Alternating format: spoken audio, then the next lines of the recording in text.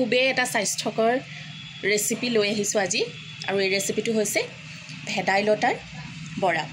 ইয়াত চাওকচোন চাউলবিলাক কিমান ধুনীয়াকৈ ফুটি উঠিছে আৰু ৰেচিপিটো আপোনালোকে ভালকৈ জানিবৰ কাৰণে গোটেই ভিডিঅ'টো কিন্তু শেষলৈকে চাব লাগিব।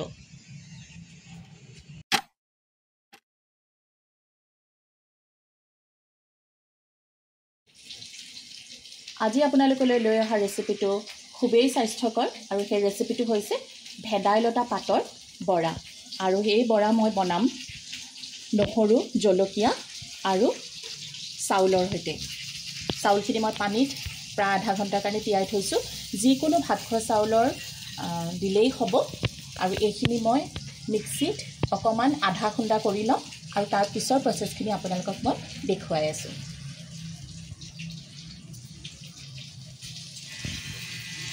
চাউলখিনি মই মিক্সিত পিচি ল'লোঁ। এনেকুৱা হ'ব লাগিব চাউল, একেবাৰে পেষ্ট নহয়, অকণমান আধা ভঙা। এতিয়া মই এইখিনি এটা বাতিত উলিয়াই ল'ম। এইখিনি মই এনেকৈ বাতিত উলিয়াই ল'লোঁ।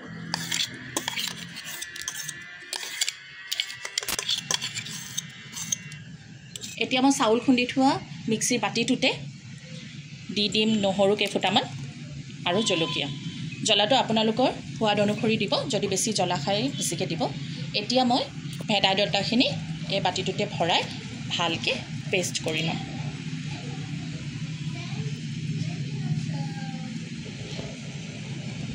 ভেদাইলতাখিনি মই ধুনীয়াকৈ পেষ্ট কৰি ল'লোঁ চাউল। এতিয়া এইখিনি মই চাউলৰ লগত খুন্দি থোৱা চাউলখিনিৰ লগত মিক্স কৰি ল'ম।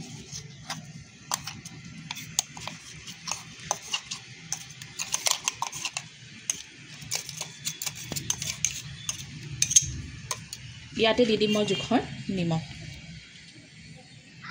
এয়া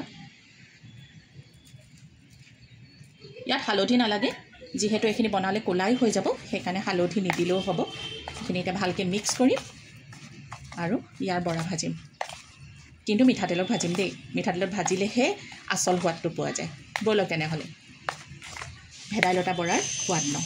যিহেতু এই বৰাটো অকণমান চেপেটা চেপেটা হ'লে, পাতল পাতল হ'লে খাবলৈ বেছি ভাল হয়, সেইকাৰণে মই হেতা এখনত এইটো এনেকৈ চেপেটা চেপেটা কৰি দিছোঁ। এয়া আৰু এতিয়া তেলত দি দিম। আপোনালোকৰ ওচৰত যদি বেছি ডাঙৰ পাপৰ টাইপৰ কৰিবলৈ হয় তেতিয়াহ'লে ডাঙৰ হেতাটো কৰিব পাৰে। আৰু মোৰ এইটো শ্বেপে ভাল লাগে কাৰণে মই এনেকৈ কৰি লৈছোঁ। তেল গৰম কৰি ইয়াতে এটা এটাকৈ এনেকৈ দি দিব।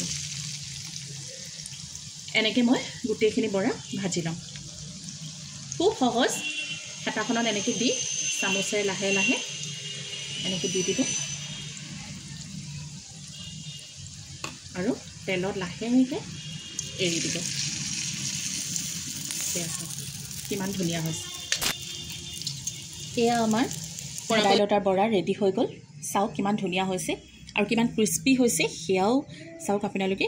ইয়াত চাওক ওপৰত আধা খুন্দা চাউলবিলাক কিমান ধুনীয়াকৈ ওলাই পৰিছে। মুখত যেতিয়া পৰিব খুবেই ভাল লাগিব।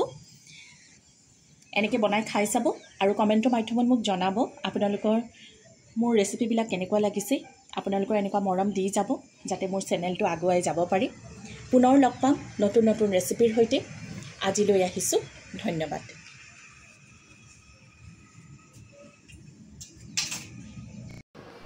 ভাল ভাল বনাব আৰু সৰহ সৰহকৈ খাব, কাৰণ খানা মেইন। আকৌ লগ পাম দেই।